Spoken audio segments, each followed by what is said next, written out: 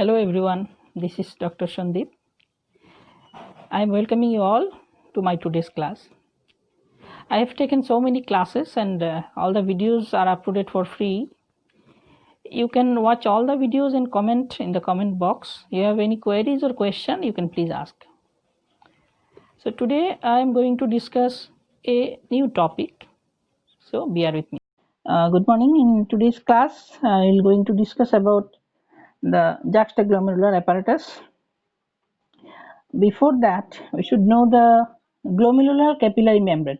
This structure that I have discussed in last classes, what is there in this structure?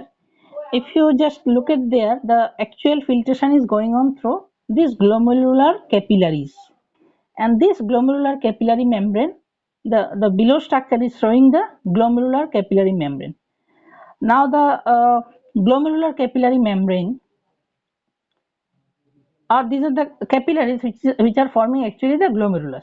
So the glomerular capillary membrane is almost similar to the other capillary membranes. Whatever capillaries, so many capillaries, millions of capillaries we are having in our bodies, they are having the same capillary membrane. So what is different there? The difference is it is made up of three major layers. One is the endothelium. Endothelium is present in all other capillaries, that is okay. But it is having a basement membrane and a layer of epithelial cells. Third one, podocytes. This is the characteristic feature of these capillaries which are present in the glomerulus and which are responsible for the filtration of blood plasma. So what are the three major layers? One is the endothelium, one is the basement membrane, another one is the podocyte. Just look at in the figure. The endothelium, then the basement membrane and the podocytes. And this endothelium is having numerous pores, or it is written fenestration. Through this pore, the filtration is possible. Okay, so that is the structure of the glomerular capillaries. All the capillaries is having the which are after the entering through the afferent arteriole and exiting through the efferent arteriole. In between these, the structure is the glomerulus, and they are made up of capillaries. Now these capillaries are capable of filtration. How the filtration is possible? Because of these three layer of membranes and having some fenestrations or some pores, or the podocytes, they are having slit pores. Because of this, filtration is possible. Now our main topic, that is this is the related to the same thing, so that's why I am discussing. So our topic is the broad topic one is the juxtaglomerular apparatus, sometimes called as JG, capital J, capital G apparatus. That is the juxtaglomerular apparatus. What is that? Where it is present? Let us discuss. What is where it is present? That is juxtaglomerular apparatus. See if you can look at the structure. The Bowman's capsule and the glomerulus. The glomerulus is having efferent and the efferent arteriole, and in very close to that efferent and efferent arteriole, the distal convoluted tubule is going on, passing on. So the just first look at this structure. The distal convoluted tubule, sorry, this one, the distal convoluted tubule very close to the afferent and efferent arteriole. That three are actually forming the JG apparatus. All look at there. The cross section of distal convoluted tubule, afferent arteriole, efferent arteriole, these three structures are forming the JG apparatus. And this is present in almost all the nephrons. So what is its significance? What is its importance? Or what is there? I mean, what is there inside? There means how many types of cells or whatever cells are there, what are their functions? That is the topic 2 of our discussion. So now you can define what is JG apparatus. You can define as this is a specialized organ situated near the glomerulus of each nephron. Yeah, this is situated very close to the glomerulus, and this is formed by the afferent arteriole, efferent arteriole, and a portion of the distal convoluted tubule. Now the structure.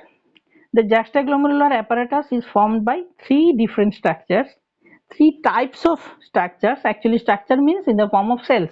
Three different types of cells are there. One is the macula densa, one is the extraglomerular mesangial cells, another one is the juxtaglomerular cells. I repeat, It is having three types of cells. One is the Macula Densa cells, one is the extraglomerular mesangial cells, another one is the JG or Juxtaglomerular cells. Now look at the figure. Same one, the distal convoluted tubule and the afferent efferent arteriole. Look at this. This will make the thing more clear. See, the cell structures are written. Let's just find out at the middle, that is the macula densa cells of the distal tubule. So the cells of the distal tubule, I repeat, the cells of the distal tubule, just try to find out macula densa cells of distal tubule. Everyone, where it is written macula densa cells of distal tubule. So these are the cells of distal convoluted tubule which are very close to the afferent and deferent arterioles. So the side which one is close to the afferent and deferent arteriole, those side cells will become changed in different shape and they are known as the macula densa cells, not the opposite side cells. Okay, the cells which are towards the afferent and deferent arterioles of DCT, they are the macula densa cells. That is one type. Second type is the mesangial cells. Try to find out the marking. Mesangial cells, MESANGIAL, mesangial cells. Try to find out. So mesangial cells are the cells which are actually present outside and in between the afferent, in between the gap in between the afferent efferent arteriole and the distal convoluted tubule. See the slight yellow colored cells, mesangial cells which are present, the gap in between the afferent efferent and the DCT. There is third type of cells, the green colored, known as the juxtaglomerular cells. Okay, so these green color cells which are present in very huge number in the afferent arterioles mainly and less in the efferent one, these are the juxtaglomerular cells. Sometimes they are known as the granular cells because they are having some granules. Listen carefully, the juxtaglomerular cells are sometimes known as the granular cells because they are having some granules, and these are the secretory granules. So what does it mean? It means that these cells are having the property of secretion of something. Yeah, I'm going to tell you what they are secreting. So they are secreting something, and this something is having some specialized function. Okay, so let us discuss in detail. First is the macula densa or the macula densa cells. Macula densa is the end portion of thick ascending segment before it opens into the distal convoluted tubule. That means this is the end portion of the ascending segment of the loop of Henle, which is joined with the distal convoluted tubule. That region is forming the macula densa. It is situated where? It is situated between the afferent efferent arteriole of the same nephron. It is very close to the afferent arteriole, and the macula densa is formed by tightly packed cuboidal epithelial cells. So what are the cell morphology? Their cell morphology is that they are mainly the epithelial cells. They are cuboidal in shape and tightly packed. Epithelial cells, cuboidal, cube-like shape in shape, and they are packed tightly, not loosely. So these are the macula densa cells. These are their locations. Next cell we are having extraglomerular mesangial cells. Just look at there. What are the macula densa cells? See it again. Try to find out macula densa cells, mesangial cells, and the juxtaglomerular cells, green colors. So macula densa cells, they are the tightly packed cuboidal epithelial cells present in the distal convoluted tubule between the afferent efferent arteriole.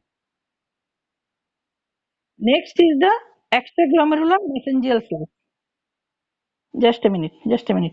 Okay, so let me next one. That is next type of cell, that is the glomerular mesangial cells. The if you can remember the yellow colored cells which are present, the gap in between the afferent, efferent, and the DCT. They are filling the gaps. So besides no, these are the extraglomerular mesangial cells. First thing, these are the extraglomerular mesangial cells. Plus, they are also having the glomerular mesangial cells. Two types of cells actually there. So, extraglomerular mesangial cells are situated in the triangular region or in the gap which is formed by afferent, efferent, DCT. These three are forming some triangular things, and that triangular gap region is being filled by the extraglomerular mesangial cells. These cells are also called they are also termed as agranular cells, since they are having no granules, or Lacey's cells, or grumatic cells. Agranular cells, Lacey's cells, grumatic cells, or the extraglomerular mesangial cells, all are same. There is also having some granular mesangial cells. They are granular, not the sorry, they are known as glomerular mesangial cells, not the extraglomerular. So glomerular, now see, just look at the difference. Extraglomerular mesangial cells means these are the cells which are not present in the glomerulus. They are present outside the glomerulus, and that is true. They are present in the, just look at the figure again. See, the yellow colored cells which are present in between this PCT, DCT, efferent and the efferent arteriole. That is the mesangial cells, the yellow colored cells. And these are known as extraglomerular mesangial cells. There are some other cells which are not the extraglomerular mesangial cells. These are mesangial cells, but these are glomerular mesangial cells. So what does it mean? That means these are the mesangial cells which are present in between the glomerulus, in between the glomerular capillaries. And that is true. These glomerular mesangial cells are mesangial cells, okay. But where they are present? They are present in between the gaps of the glomerular capillaries. See, what is glomerulus? A tuft of capillaries. Number of capillaries are there. But some gaps are present in between the capillaries, obviously outside the capillaries, not inside. Some gaps are present in between the capillaries. Those gaps are filled by some cells which are known as the glomerular mesangial cells. So it is written that this type of cell is situated in between the glomerular capillaries, known as the glomerular mesangial cells or intraglomerular mesangial cells. Right, this is very true. That is extraglomerular mesangial cells and intraglomerular mesangial cells. Now these glomerular mesangial cells, their function is that to support the glomerular capillary loops by surrounding the capillaries in the form of a cellular network. They are supporting the capillaries to form the loop structure. That is their function. Plus, these cells also play an important role in regulating the glomerular filtration by their contractile property. So they are having certain limit of contractile property through which they can help in the filtration of plasma. So these two are the functions of glomerular, or you can say intraglomerular mesangial cells. See, that is the structure. Third one we have, that is juxtaglomerular cells, the green colored cells which are mostly present in the afferent arterioles.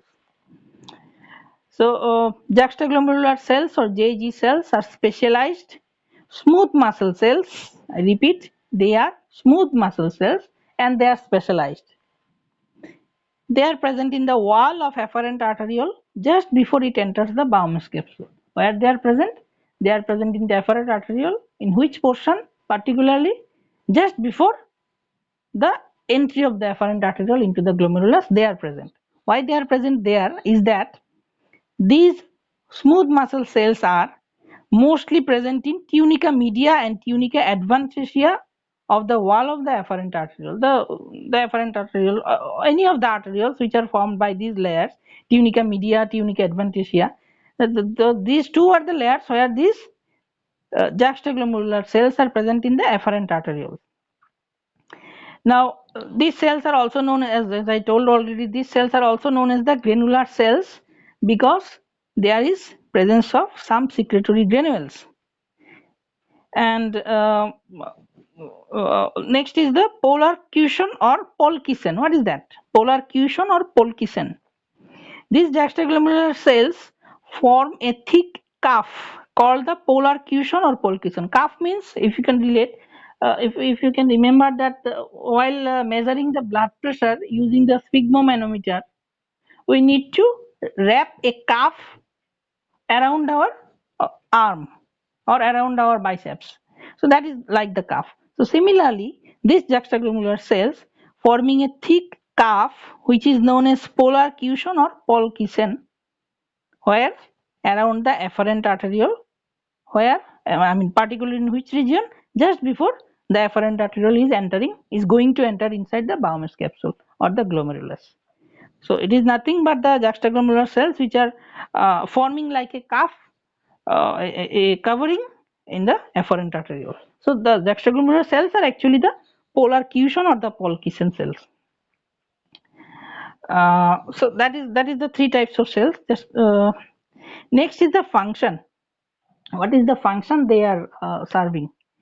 So the function of juxtaglomerular apparatus is actually mediated by the cells which they are having.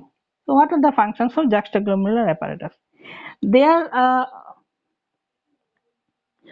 primary function is the secretion of hormones.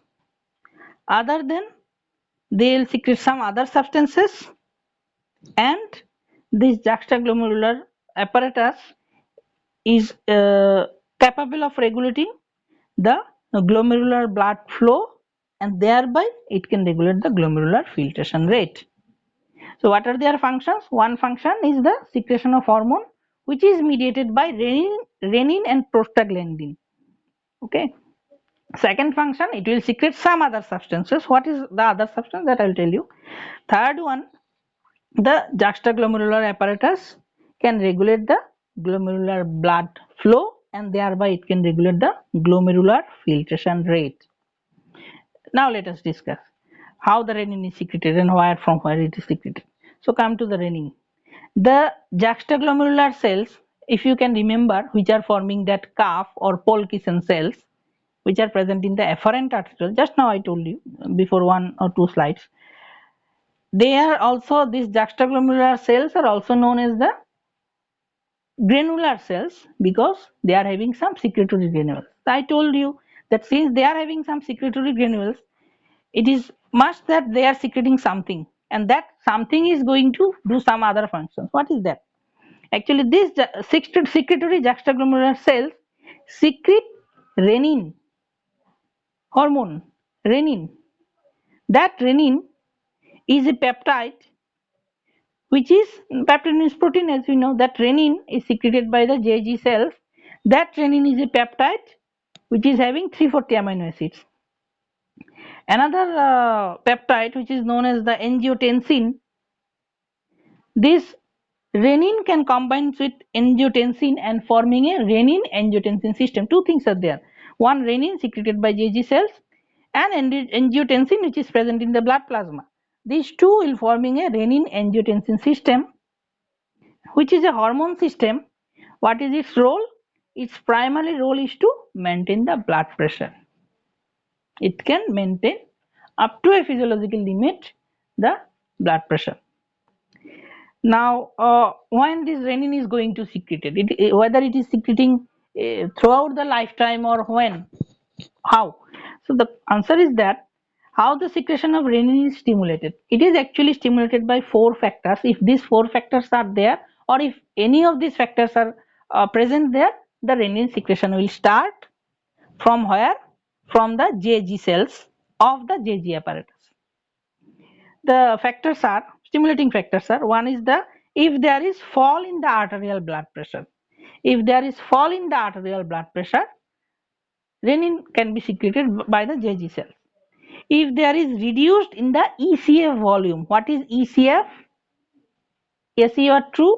ECF is the extracellular fluid. What is extracellular fluid? This is nothing but the tissue fluid, which is present in the tissues in between the cells. So, if there is reduction in the volume of tissue fluid or extracellular fluid, renin will be secreted.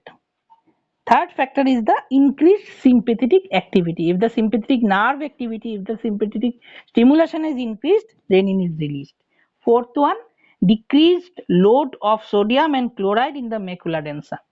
If the macula densa will sense that the incoming plasma or the filtrating plasma is having less concentration of sodium and the chloride ions, that sense act by releasing the renin. Now the renin-angiotensin system, what is there? Just let me describe with some figure, diagrammatic figure or some flowchart, that will be more clear to you. So what are the stimulating factors? Say in the plasma, angiotensinogen is always there. Angiotensinogen is always there in the plasma. What is angiotensinogen? Angiotensinogen is nothing but a plasma protein which is present always in the plasma. Since angiotensinogen is a plasma protein, so it is always present in the plasma. Now this angiotensinogen is an enzyme of which angiotensinogen is the enzyme of angiotensin. See, the renin will combine with the angiotensin and forming the renin-angiotensin system. Okay, renin secreted by JG cells, angiotensin present in the plasma. Okay, now for the breakdown of angiotensin, there is another enzyme which is present in the plasma, blood plasma, which is actually a plasma protein, and its name is the angiotensinogen. Now look at the function. When the renin is secreted, the blood pressure is low, or ECF or tissue fluid volume is low, sympathetic stimulation is high, plasma sodium concentration is low. Because of all this, renin is secreted by the JG cells of juxtaglomerular apparatus. Now, in presence of this, angiotensin enzyme converts angiotensin into angiotensin 1. I repeat, angiotensinogen is the enzyme. Substrate is angiotensin and the product is angiotensin 1. Okay. Now this angiotensin 1 is being converted into angiotensin 2 by whom? By another enzyme which is present in the lung, and that name is ACE. ACE means angiotensin converting enzyme. Angiotensin converting enzyme, or capital A, capital C, capital E, which is present in the lung, that can convert angiotensin 1 into angiotensin 2. Now further, this angiotensin 2 is being converted into angiotensin 3 by angiotensinase enzyme, and from this angiotensin 3 it can be converted into angiotensin 4. Now what are their role? The role is that the angiotensin is having no function.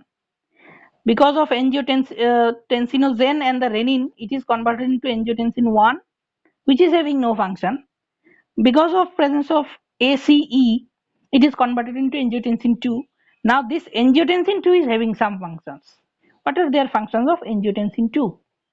Angiotensin 2 regulates the GFR, it increases the blood pressure, increases the water intake, increases the secretion of another hormone, that is antidiuretic hormone, which can maintain the blood pressure.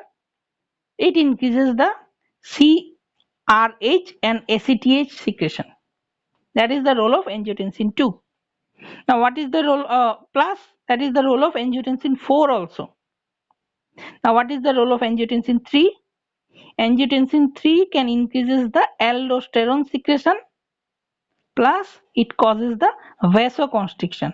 If aldosterone is secreted, or if the vasoconstriction is there, so that result is the increased blood pressure, and that is actually the role of renin-angiotensin system, to increase the blood pressure of body if there is low blood pressure or low tissue fluid level, low sympathetic stimulation high, and the low plasma sodium level, then the blood pressure will be maintained up to certain limit. So that is the function of renin-angiotensin system. So how kidney is related? The relation is that the juxtaglomerular apparatus having the JG cells, they are the secretory cells, and they secrete a renin peptide. That renin, when it will combine with angiotensin, the renin-angiotensin system will work. In absence of renin, that system will not work. That means the kidneys or its JG apparatus is performing a tremendous important role for maintaining the blood pressure of our body. Okay, what is next? Yeah, next is the, so that is the secretory function. Two hormones, renin and the what is there? Renin and the prostaglandin. Prostaglandin is next having the function. So is it clear the renin function? So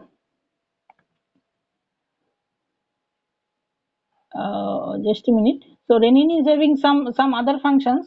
Say for example, it can maintain the water intake capability, stimulating the thrust center. It can stimulate the thrust mechanism so that we can drink more number of water or more number of liquids. So thereby the plasma volume or tissue fluid volume level is increased. Plus it increases the secretion of some other hormones like ADH hormone. ADH ADH means actually the antidiuretic hormone.